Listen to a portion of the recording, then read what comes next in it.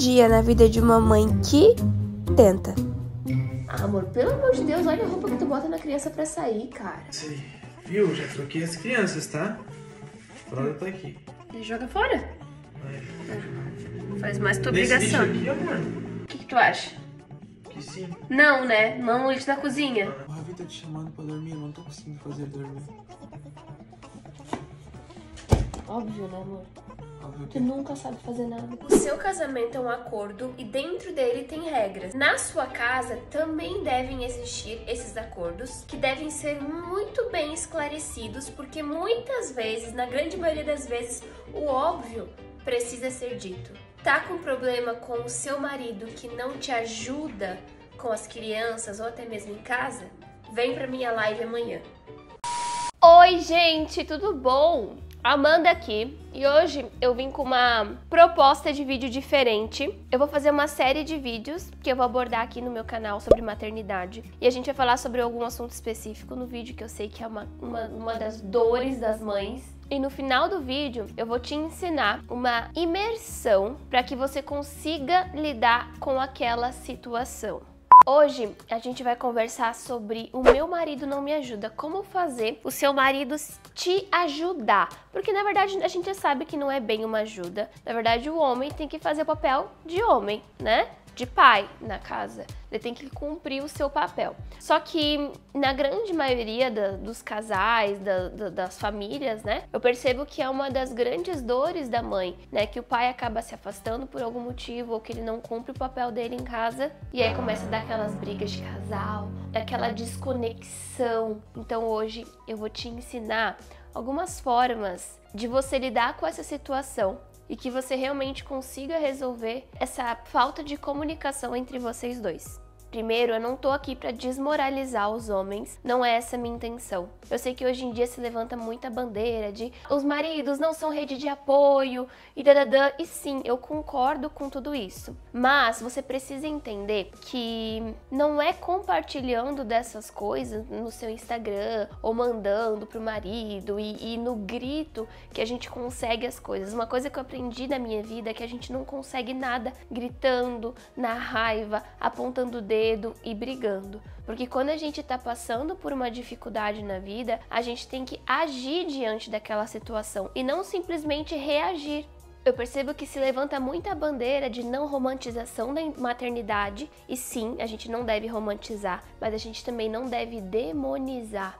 A gente não deve falar só a parte ruim, porque sim, a dificuldade existe em qualquer coisa que você for fazer na sua vida. Seja um emprego novo, um trabalho novo, ser mãe. Claro, ser mãe é muito difícil? É muito difícil. Mas não precisa ser só difícil. Tem como a gente lidar com as situações, aprender a lidar para que se torne leve. Então, se você espera que eu fique aqui falando mal dos homens e que os homens são péssimos pais, não é essa a minha intenção. Eu não vou fazer isso. Sabe por quê? Porque eu tô aqui para resolver o seu problema. Eu não tô aqui simplesmente para se unir ao problema e não buscar a solução dele. Porque é muito fácil quando a gente reclama. Quem reclama não quer achar uma solução. Quem reclama só quer reclamar. Agora, quando você decide realmente encontrar a solução para aquela dificuldade, você vai perceber que não é reclamando, e sim agindo. Quando o Ravi nasceu, meu primeiro filho, sabe o que aconteceu com o meu casamento? Eu vou falar, talvez vocês vão se identificar comigo. Quando eu tava grávida, eu e meu marido, a gente tinha uma união muito legal, a gente conversava muito sobre a questão do pós-parto. Eu expliquei tudo pra ele, como que era o trabalho de parto, como que era a amamentação, porque a mulher tem essa questão de procurar mais que os homens, né? A gente pesquisa, a gente vai atrás, e os homens não têm essa iniciativa, né? E tá tudo bem, cada um sabe do que é melhor pra si. E aí eu sempre conversava muito com o Edson, então ele tinha plena convicção que ia ser difícil, sim, quando nascesse, e que ele precisava estar ali pra me dar o apoio, né? Principalmente na amamentação, porque querendo ou não, no início, é muito tudo a mãe, né? A mãe que dá o peito, a mãe que faz dormir, a mãe que resolve. Quando o Ravi nasceu, eu achava que ia nascer aquele instinto materno logo de cara. Só que não foi assim. Demorou pra aflorar isso dentro de mim. porque eu não entendia quando ele chorava, eu ficava muito nervosa, eu ficava chacoalhando ele, eu achava que ele tava com fome o tempo todo, eu achava que ele tava sofrendo, que eu tirei da barriga pra sofrer. E claro, tem muitas questões do puerpério, do pós-parto ali, né, que a gente sofre os hormônios, então tudo ajuda. Então esse instinto materno demorou pra nascer dentro de mim. E se pra mim demorou pra nascer, que tava carregando aquele bebê, imagina pro meu marido. Imagina pra ele, que nem sentiu o bebê mexer, ele conseguiu, né? Conseguia. Raras as vezes que ele botava a mão e o bebê mexia na barriga, que ele sentia. Então, eu não sabia ser mãe e ele não sabia ser pai. A gente aprendeu isso com a prática, literalmente. Só que assim, eu ficava muito nervosa toda vez que, por exemplo, o Edson pegava o Ravi pra botar a rotar, ele não tinha jeito, ele era muito grandão, o bebê muito pequenininho, aí ele botava, o bebê ficava todo torto, e aí o Ravi chorava mais ainda, estressava mais ainda a criança, e eu ficava muito irritada com aquela situação, porque, meu Deus, não é possível, você pega a criança, você não consegue resolver os problemas, assim, na real, eu tava muito frustrada, porque eu também não conseguia resolver, eu também tinha dificuldade, eu queria que alguém tivesse ali por mim pra também ajudar a resolver e aquela pessoa não conseguia, então começou a criar um conflito onde toda vez que ele pegava o bebê pra fazer uma função, eu criticava ele. Então, não é assim, não é essa fralda, a roupa tá errada, não é essa a temperatura do banho, poxa, faz isso, faz aquilo. Então, eu comecei a criticar muito ele como pai. E ele, perdido, né? Começou o quê? Começou a também se afastar, porque ele também começou a acreditar que ele não era capaz, que ele também não conseguia fazer a bebê dormir, que ele também não conseguia. E aí eu falando e ele não conseguindo, só foi fazendo o quê? Ele para um lado e eu tendo que assumir todas essas responsabilidades do pós-parto. Só que na minha cabeça eu realmente acreditava que é porque é o início, daqui a pouco a criança vai estar um pouquinho maior e isso vai melhorar. Só que não melhorou na minha casa. Na verdade, só foi piorando. Quanto mais foi crescendo o bebê, mais demanda ele tem, né?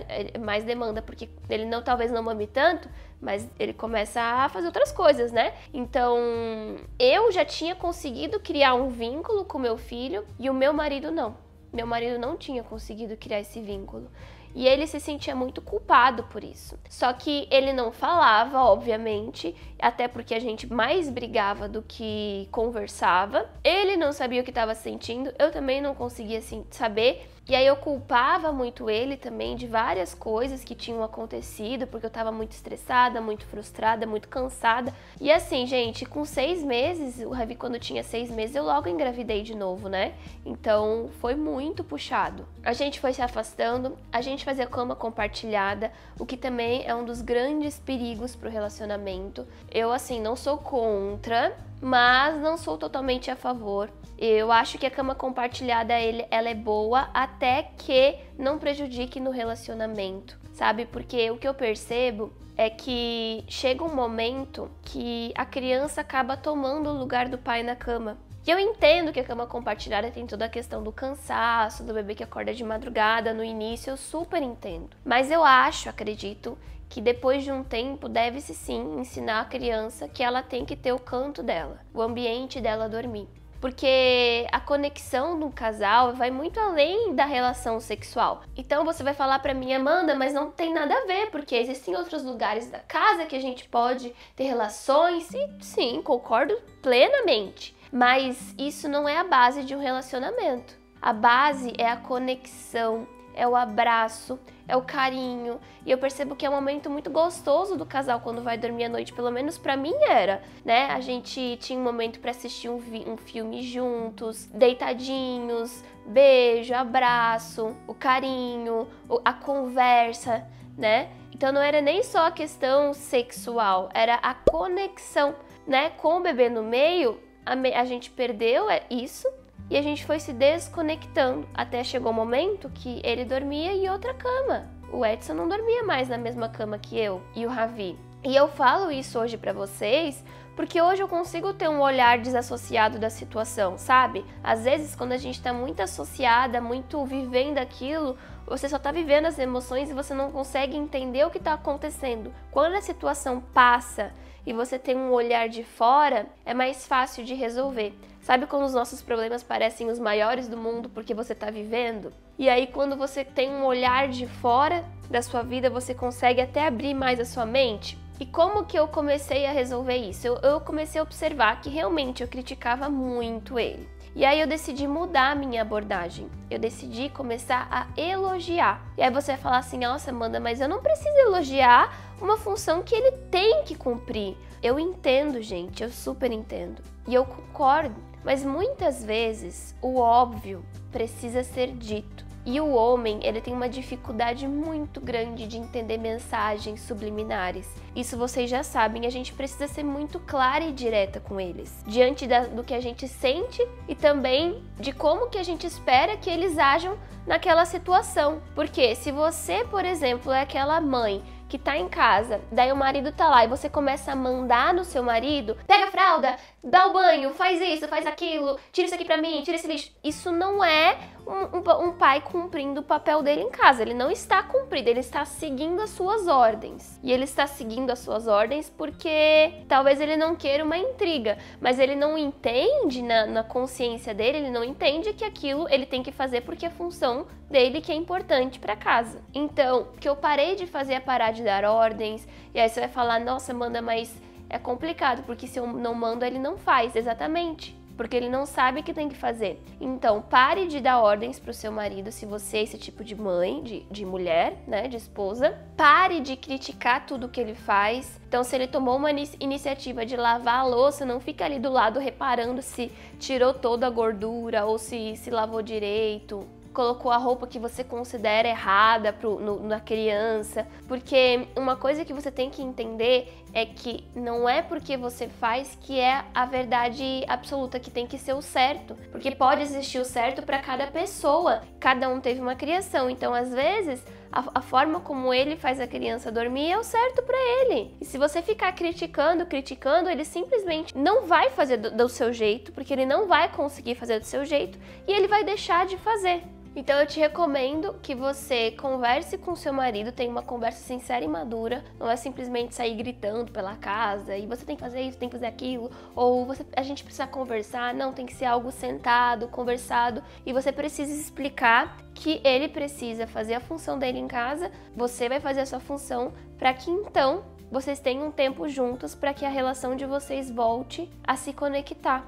Então, coloque, por exemplo, as funções da casa, as demandas, lavar a louça, fazer a criança dormir, dar o banho, e aí você conversa com ele, faz ele decidir o que ele quer cumprir durante aquela semana. Não, hoje, todos os dias eu vou dar o banho e vou fazer dormir enquanto você faz a janta. E aí, quando ele decide, ele assume a responsabilidade. É muito melhor para o cérebro da pessoa quando ela decide algo, diferente de quando ela é mandada fazer algo. Quando você for conversar com o seu marido para você decidir algo que você queira muito, por exemplo, Amanda, eu quero muito que ele cumpra essa função, ou que ele vá no mercado para mim, ou toda vez que você precisar conversar com ele e expor algo que é importante para você, o que eu te recomendo? Sempre inicie a conversa falando como você se sente e não sobre como o outro faz errado. Então você conversa sempre, amor, eu percebi que eu tenho ficado muito irritado nos últimos tempos, desde que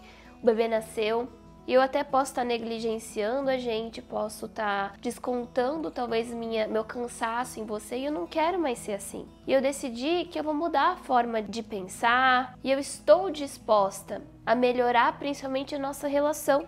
E eu queria muito conversar com você para entender qual que é a sua abertura em relação a isso, o que você está disposto, né? Porque eu tô aqui me sentindo dessa forma e eu gostaria de saber como que você se sente. Quando você fala algo, gente, de como você se sente e de como aquilo vai ser importante para que você se sinta melhor, a pessoa consegue ligar uma lanterna no cérebro do sentimento da empatia. E ele vai começar a olhar você não só como uma mulher raivosa, brava, triste, mas uma pessoa que realmente está se sentindo assim, mas que está disposta a melhorar, tanto para si quanto para a família.